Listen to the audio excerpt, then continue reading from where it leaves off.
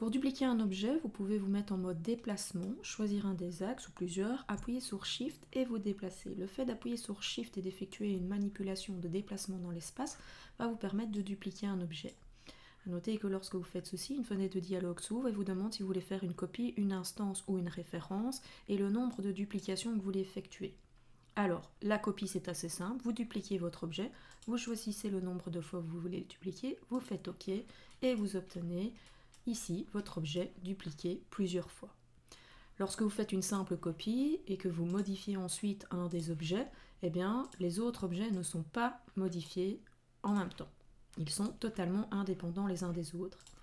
Si par contre maintenant je veux dupliquer cet objet-ci, je vais le faire sur l'autre axe, donc Shift déplacement, pareil, je vais le dupliquer 3 fois et je travaille en instance. Le fait de travailler en instance va vous créer des objets qui sont donc bel et bien dupliqués, mais qui sont dépendants les uns des autres. C'est ce que j'appelle des jumeaux parfaits. C'est-à-dire que si maintenant je modifie un des objets, peu importe lequel, tous les objets vont se modifier en même temps. Donc peu importe l'objet que je sélectionne au départ, ils vont tous subir cette même modification. A noter qu'il arrive parfois qu'on ait besoin de dupliquer en instance et puis qu'on réalise qu'un des objets a une petite particularité, est légèrement différent des autres et donc ne doit plus être en instance. Imaginons que celui-ci doit être plus petit. Eh bien, il est possible, lorsque vous avez dupliqué en instance, de désolidariser un élément en cliquant sur la petite icône ici qui s'appelle Make Unique dans Cinema 4D. Et le fait de cliquer sur ceci va rendre l'objet unique et par conséquent, il ne sera plus dépendant des autres. Donc si maintenant, je décide que cet objet doit être un petit peu plus bas, vous voyez que les autres ne sont pas affectés par cette modification. Par contre, les trois autres qui, eux, sont toujours en mode instance, eh bien, si je les modifie, ils vont tous se modifier en même temps. Donc, quand il est toujours possible de faire une instantiation et ensuite de rendre l'objet unique. Par contre, il n'est pas possible de faire une simple copie et après d'essayer de rendre cet objet identique ou dépendant des autres. Donc, voilà la grosse différence que vous avez. En l'occurrence ici, si on souhaite par exemple dupliquer notre châssis de fenêtre pour le placer à différents endroits sur notre façade, on peut travailler avec cette méthode. Donc prendre notre châssis, appuyer sur Shift et le déplacer, hop, en mode instantiation. Comme ça, si à un moment donné on se rend compte que l'ouverture ici devait être plus grande de part et d'autre, on pourra toujours adapter un châssis pour qu'ils soient tous adaptés en même temps. Donc je vérifie quand même s'ils sont bel et bien en instance, vous voyez que c'est bien le cas, donc je n'ai pas de problème. Maintenant, ceci c'est bien joli, mais si vous voulez placer votre châssis de manière plus spécifique sur votre objet, donc de manière beaucoup plus précise, en vous accrochant par exemple au coin supérieur gauche, eh bien il était pourtant de pouvoir repositionner le point de pivot et de s'accrocher au vertex avant de faire la duplication. Je souhaite donc dupliquer cette fenêtre correctement par rapport à ma façade.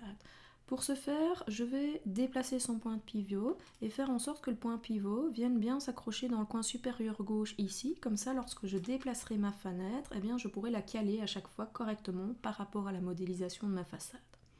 Alors pour ce faire, je cache tous les éléments sauf mon châssis. Je vais dans l'onglet hiérarchie qui se trouve ici, donc vous avez création, modification et hiérarchie, et je vais activer la petite case qui s'appelle Affect Pivot Only.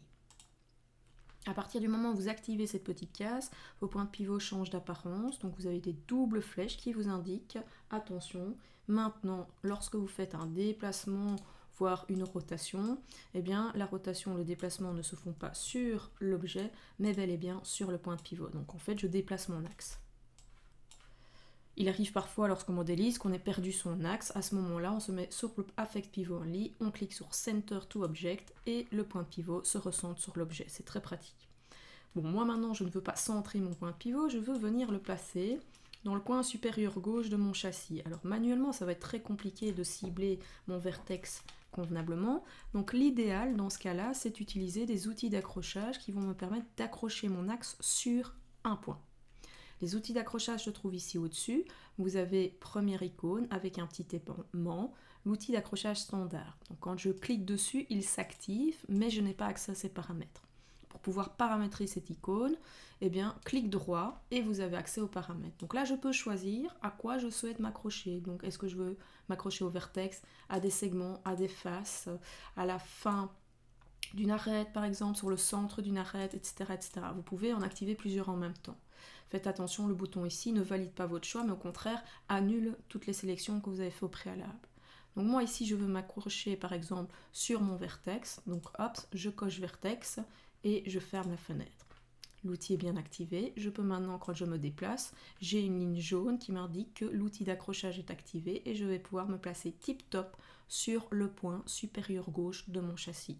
Quand j'ai terminé ma manipulation, je désactive l'outil d'accrochage, soit en cliquant dessus, soit en utilisant le raccourci clavier S comme Snap pour activer ou désactiver l'outil.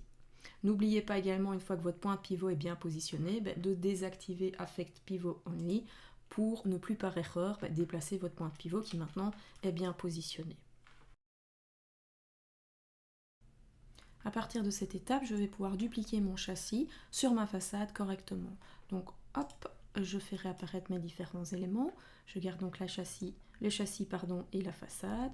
Et là, utilisez la vue qui vous convient le mieux. Mais moi, par exemple, je vais utiliser la vue de face. Alors, si maintenant, je souhaite par exemple déplacer mon châssis en le positionnant correctement, j'active tout simplement le snap. Et donc, quand je vais me déplacer, je vais sentir, hop, qu'il vient s'accrocher dans la partie supérieure de mon châssis. Donc, si je souhaite le dupliquer et que je fais un shift déplacement, et bien, hop, il vient vraiment s'accrocher très facilement. Donc ici, l'important, c'est de travailler en instance, puisqu'on a les mêmes châssis. Comme ça, s'il y a une modification à faire, j'en modifierai un et ils seront tous modifiés en même temps. Et je valide. Je peux maintenant prendre ce châssis-ci et même principe. Et là, avant de faire l'instance, je constate qu'en réalité, ces châssis sont un petit peu plus petits. Donc là, par contre, je vais travailler en copie. Je vais modifier mon châssis, l'adapter.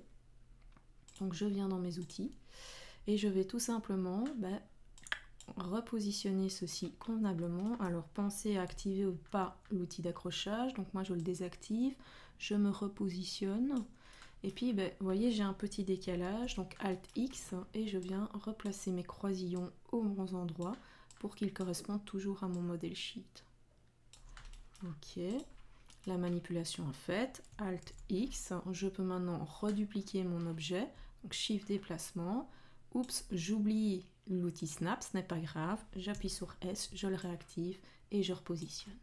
Là, ce sont deux châssis identiques, donc je peux faire une instance et je fais OK. Je vérifie, il manque encore les deux châssis qui se trouvent ici. Hop, on pourrait prendre les deux en même temps pour venir se repositionner. OK, mais là, à ce moment-là, le Snap est plus compliqué à utiliser. Donc moi, je fais faire un par un, on n'en a pas beaucoup à faire ici. En instance, hop, en instance. Je prends le châssis du bas et là pareil, attention, il y a des petits volets. En fait, regardez bien et observez bien vos références parce que vous allez tout de suite vous rendre compte, si je cache la façade, qu'en fait ici je ne vois pas le châssis mais c'est tout simplement le volet qui est fermé. Donc on peut considérer qu'il s'agit d'un châssis comme les autres. Hop, là de nouveau il est peut-être un petit peu plus grand ou est-ce que c'est ma ligne qui est mal placée, ça c'est à vous de décider. Moi je vais garder en instance et je vais pourquoi pas tout simplement tricher un petit peu sur la ligne de ma façade ici que je vais remonter légèrement pour venir se positionner correctement. Vérifiez bien qu'il n'y ait pas d'erreur parce que quand on suit un modèle, on n'est pas toujours juste au millimètre près. Vous voyez par exemple ici j'ai un espacement qui s'est creusé. Donc hop, qu'est-ce que je fais? Je vais tout simplement prendre toute cette rangée là. Il y a de grandes chances que ce soit répercuté sur toute la longueur et je viens repositionner mes points correctement. Et donc là, nous avons dupliqué nos châssis en déplaçant le point de pivot et en utilisant les outils d'accrochage. N'hésitez pas à vérifier aussi parce qu'en faisant ça, on a placé le châssis vraiment au bord de la façade. Si ce n'est pas votre souhait, le plus simple c'est tout simplement décaler un tout petit peu la façade et vous avez quelque chose de propre. Toujours un petit test de rendu pour voir si tout se passe bien, s'il n'y a pas d'erreur et ça semble fonctionner.